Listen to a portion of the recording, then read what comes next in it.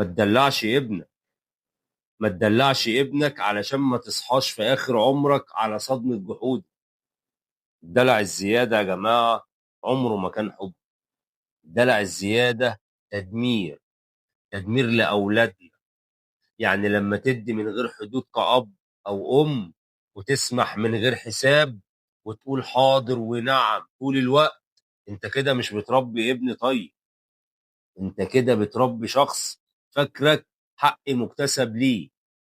وصدقني، اول ما تتعب، اول ما تقول انا مش قادر، هيشوفك مقصر على طول، مش انسان. اكتر ناس يا جماعه اتدلعوا في الاولاد او الاطفال هم اكتر ناس انكروا الجميل لما كبروا. انتوا عارفين ليه؟ لان حضرتك كأب او ام، انتوا ما علمتهمش انهم يقولوا شكرا. ما علمتهمش ان اللي بتعملوه ده فضل منكم مش واجب.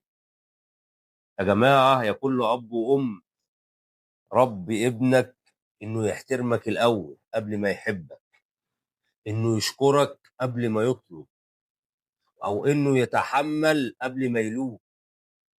الدلع يا جماعة من غير تربية عمره ما كان حب. ده تأجيل ندم.